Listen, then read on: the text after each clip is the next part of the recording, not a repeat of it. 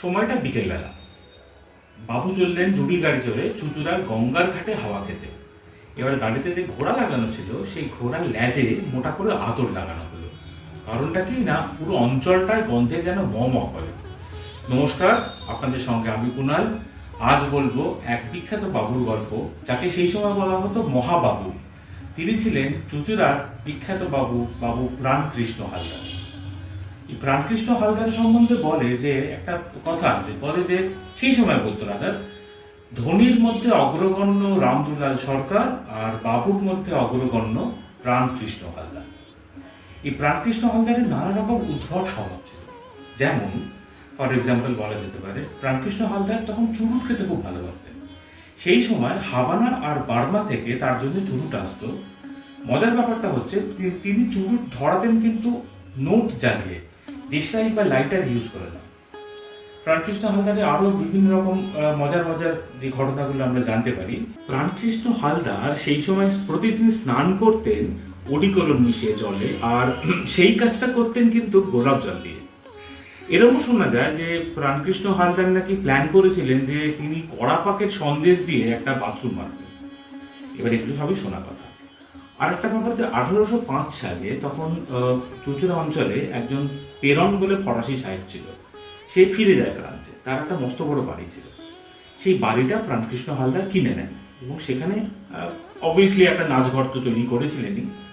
শোনা যায় যে সেই সময় ক্যালকাটা গেজেটে উনি একটা বিজ্ঞাপন করেছিলেন পুজোর সময়, এবং সেখানে তার বিজ্ঞাপনে এটা বলা হচ্ছে যে তিনি সমস্ত মানুষকে খবরের কাগজের মাধ্যমে আহ্বান করছেন তার এখানে পুজো দেখতে, এবং পুজো দেখা, নাচ দেখাটাই মূলত বাইজিরা নাচ করবেন।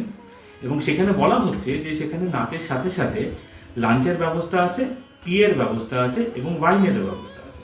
আপনি ভাবুন, একটা মানুষ সে তার খবরের কাগজের বিজ্ঞাপন দিয়ে মানুষকে নিমন্ত্রণ করছে তার বাড়িতে খাওয়ার জন্য। আর আজকের দিনে আমরা কি করি? আমরা যখন কাউকে নিমন্ত্রণ করি, প্রথমে একটা লিস্ট বানাই যে কতজন আসতে পারে। তারপরে আমরা ভাবি যে এই বাড়িতে তো 6 জন আছে, ওর ছেলেরা মেয়েরা আসে না, 2 জনই আসবে, করে লিস্টটাকে কাটি। তারপর যখন ফাইনাল লিস্টটা হয় সেটা আবার দিই কেটারারকে, করে বলি যে যা টোটাল লোক তার আপনি 80% বানান। আর এই সময় বাবুরা এত তারা অমিতব ব্যয় ছিলেন যে খবরের কাগজে বিজ্ঞাপন দিয়ে মানুষ ডাকছে, আসুন আমার বাড়িতে 3 বেলা খেয়ে যায়। তো অবভিয়াসলি এরকম একটা বাবু। আচ্ছা, আরেকটা খুব মজার কথা বলি, তিনি তো নাচঘর বানালেন। তো একবার কি হয়েছিল, তিনি খুব দামি দামি ঝাড় লণ্ঠন এনেছিলেন, বেশ কয়েক হাজার টাকা দাম সেই সময়। 1805 সালের কথা বলছি আমি। কোনো একবার একটা ঝাড় লণ্ঠন ওপর থেকে পড়ে ভেঙে যায়। ভেঙে যাওয়ার ফলে একটা শব্দ হয়েছিল কাঁচের। শব্দটা শুনে বাবুর তো ভালো লেগেছিল, উনি অর্ডার দিলেন আরো 2 ঝাড় লণ্ঠন ওপর থেকে ফেলে ভেঙে দাও। সেগুলো পড়লো, ভেঙে গেল। তার শব্দটা বাবুর ভালো লাগলো। মানে ভাবুন, 1 মিনিটের জন্য কয়েক হাজার টাকা সেই সময় খরচা হয়ে গেল। অবভিয়াসলি এরকম যে বাবু তার এরকম খরচা, তার তো কোনো একটা সময় অর্থাভাব হবেই। প্রাণকৃষ্ণ হালদারেরও অর্থাভাব হলো।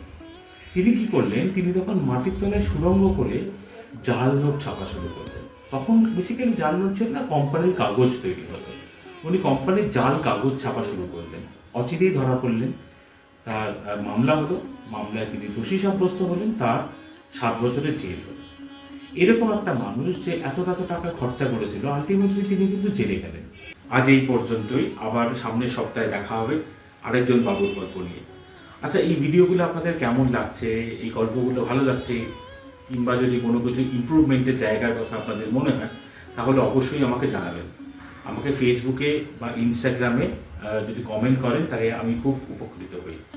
আজ এই পর্যন্তই। আবার দেখা হবে সামনের রবিবার। সবাই খুব ভালো থাকবেন। নমস্কার।